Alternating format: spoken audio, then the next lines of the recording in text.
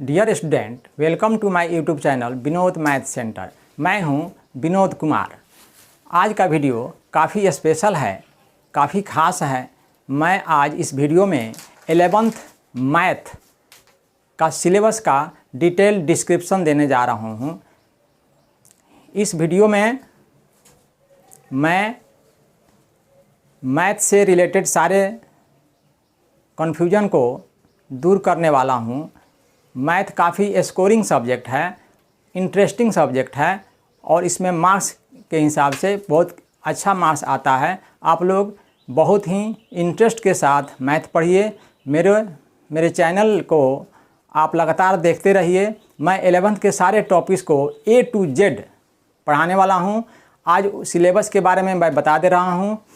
और जो है आप जानते हैं कि 11th का जो मैथ है वो काफ़ी जो है इम्पॉर्टेंट है। कॉम्पिटिटिव एग्ज़ाम में भी काफ़ी पूछे जाते हैं। जेईई मेन एनडीए में 11th के मैथ से लगभग 60% क्वेश्चन पूछे जाते हैं। एयरफोर्स नेवी में भी इससे क्वेश्चन पूछे जाते हैं। सारे कंपटीशन में भी मैथ काफ़ी इम्पॉर्टेंट है।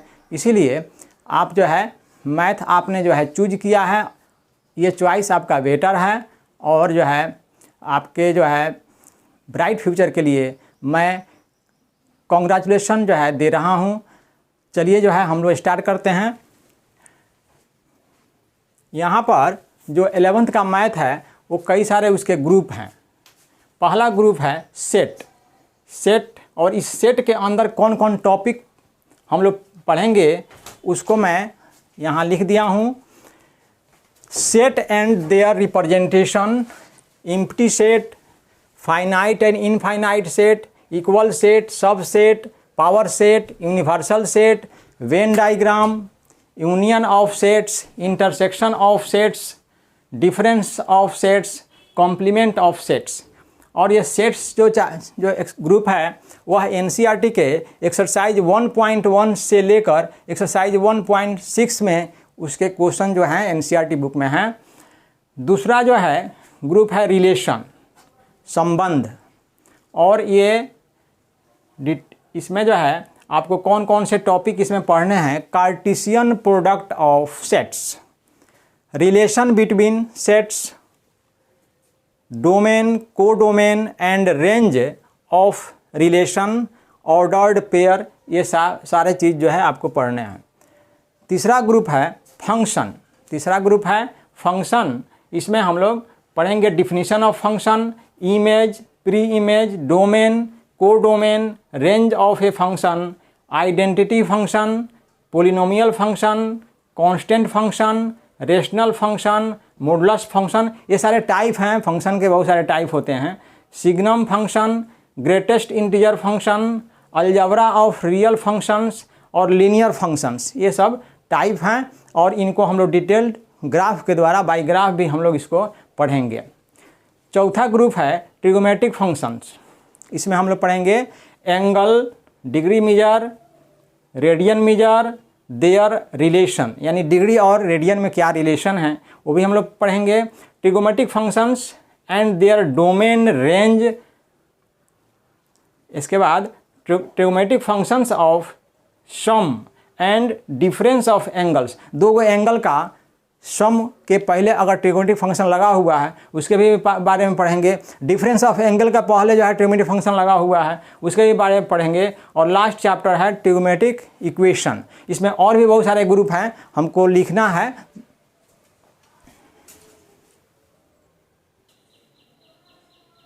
तो अभी आपने डिटेल टॉपिक्स देख लिया है। अब इसके बाद हम लोग एनसीईआरटी एक्सरसाइज में जाते हैं कि ये ग्रुप जो है कहाँ से कहाँ तक जो है उसका क्वेश्चन मिलेगा।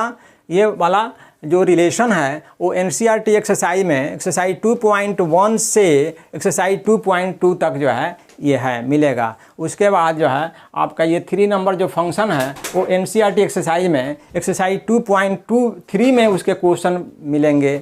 और ट्रिगोमेट्रिक फंक्शन जो चौथा ग्रुप है उसका एनसीईआरटी में एक्सरसाइज 3.1 से लेकर एक्सरसाइज 3.4 तक जो है उसके एक्सरसाइजेज हैं और प्रैक्टिस करने के लिए क्वेश्चन दिया हुआ है। अब हम लोग इसके बाद आगे बढ़ते हैं।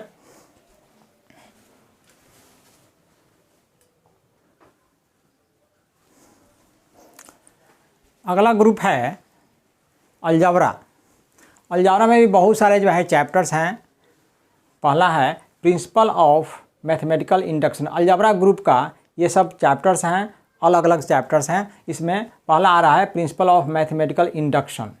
इसमें नोटेशन ऑफ स्टेटमेंट जानना है, proof of some algebraic formula related to series. Series से रिलेटेड कुछ अलजेब्रिक फार्मूला हैं, उनका प्रूफ जो है मैथमेटिकल इंडक्शन विधि द्वारा जानना है। और ये एनसीईआरटी एक्सरसाइज में 4.1 में इसके प्रैक्टिस करने के लिए क्वेश्चन दिए हुए हैं। अलजेब्रा का दूसरा ग्रुप है कॉम्प्लेक्स नंबर। इसमें आपको पढ़ने हैं imaginary number, complex number, modulus and conjugate of complex number, Argand plane, polar form, quadratic equation, argument, principal argument, properties of modulus and argument, real and imaginary part of complex number पढ़ना है, it's mirror image पढ़ना है। NCERT में यह exercise 5.1 से लेकर exercise 5.3 तक इसके प्रैक्टिस करने के लिए क्वेश्चन दिए गए हैं। अलजेब्रा में अगला जो है टॉपिक लीनियर इनइक्वालिटीज है। लीनियर इनइक्वालिटीज, इनइक्वालिटीज को ही हम लोग इनइक्वेशन कहते हैं। लीनियर इनइक्वालिटीज में कौन कौन से टॉपिक पढ़ने हैं? Notation of inequalities, algebraic solutions of linear inequalities in one variable, their graphical representation, linear equations in two variables, their graphs, system of linear equations in two variables and their graph। NCERT book में ये exercise 6.1 से लेकर exercise 6.3 तक है। अभी algebra में आपको और भी बहुत सारे चैप्टर हैं, हम आगे बढ़ते हैं।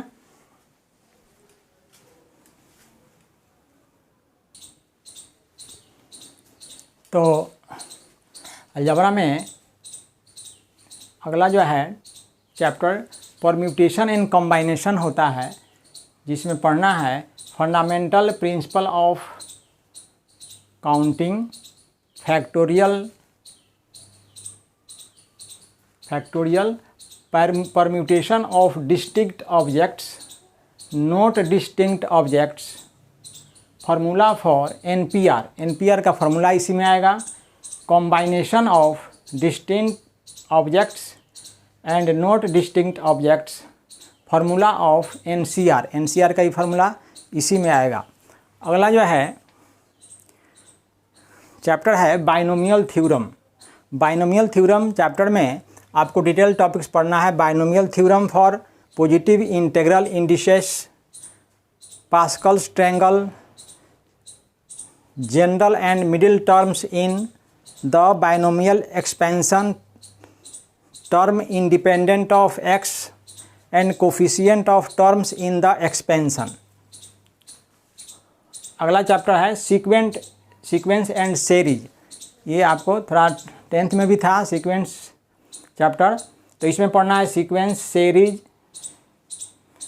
Fibonacci sequence, AP, mean of AP, sum of series in the AP, general term in AP, common difference, geometric progression, general term and sum to n terms in GP, sum of infinite series, mean of GP, relation between M and GM, M का मतलब arithmetic mean और GM का मतलब geometric mean, sum of special series, sigma notation, common ratio. और ये जो है permutation का जो एनसीईआरटी में एक्सरसाइज है 7.1 से एक्सरसाइज 7.4 है। आपका बाइनोमियल थ्योरम का एक्सरसाइज 8.1 टू एक्सरसाइज 8.2 है। और सीक्वेंस एंड सीरीज का एक्सरसाइज 9.1 से लेकर 9.4 तक है। आगे भी अलजेब्रा में आगे अब बढ़ते हैं, आगे कौन सा चैप्टर है?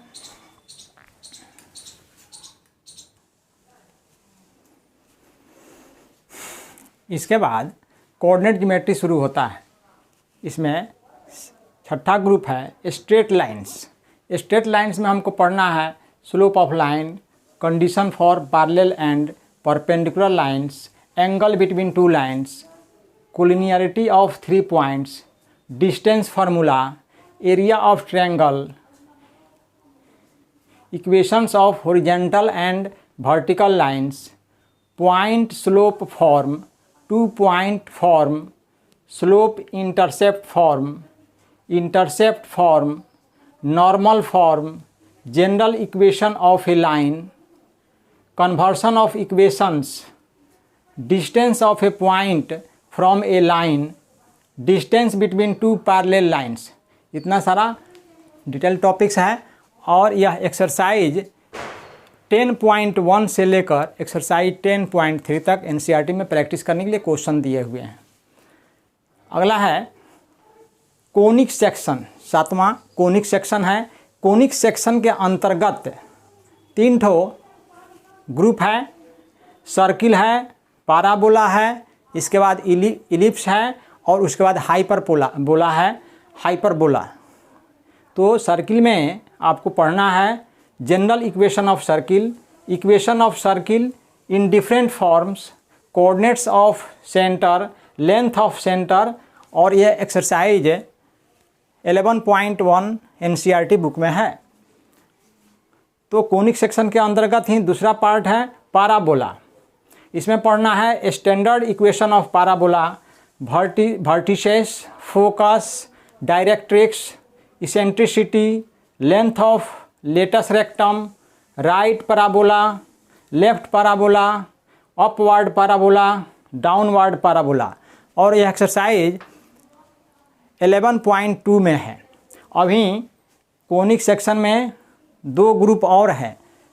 अब 7C में है इलिप्स, जो कि कोनिक सेक्शन का ही एक पार्ट है और इसमें पढ़ना है, पहले डिफिनीशन जानना है, major axis, minor axis, horizontal ellipse, vertical ellipse, foci, centre, vertices, standard equations of ellipse, eccentricity, length of latus rectum. ये सारे टॉपिक्स हम लोगों को जानना है।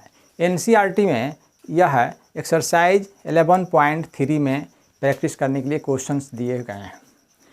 कोनिक सेक्शन का नेक्स्ट पॉइंट है हाइपरबोला, जो कि डी सेक्शन में है। यानी कोनिक सेक्शन का 4 पार्ट है, 4 पार्ट है। पहला में सर्किल, दूसरा में पैराबोला, तीसरा में इलिप्स, चौथा में हाइपरबोला। तो हाइपरबोला का डिफिनीशन जानना है, transverse axis, conjugate axis, vertices, foci, centre, standard equation of horizontal and vertical parabola, hyperbola, eccentricity, latus rectum. ये सारे टॉपिक्स पढ़ना है और एनसीईआरटी में एक्सरसाइज 11.4 में ये दिया हुआ है। नेक्स्ट 8 में 3 डायमेंशनल ज्योमेट्री है। इसमें हम लोगों को पढ़ना है coordinate axes, planes, coordinates of a point in space, distance formula, section formula, coordinates of centroid. ये सारे टॉपिक पढ़ना है और एनसीईआरटी में एक्सरसाइज 12.1 से 12.3 तक दिया हुआ है। अब ये 9 में कैलकुलस शुरू होता है। कैलकुलस का 2 पार्ट है, एक है लिमिट, जो कि ए में है, और लिमिट का definition, limits of polynomial function, limits of rational function, limit of trigonometric functions वगैरह हम लोग को पढ़ना है। और यह एनसीईआरटी की एक्सरसाइज 13.1 में है। और इसके बाद हम आगे बढ़ते हैं।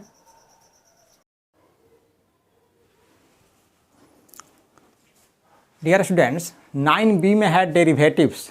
एक कैलकुलस का ही एक सेकंड पार्ट है। इसमें पढ़ना है हमको introduction, algebra of derivatives of a function, derivatives of a polynomial and trigonometric functions, formation of formula, यानी हम डिफरेंट फार्मूला फॉर्मेशन करेंगे। और यह एनसीईआरटी के एक्सरसाइज 13.2 में है।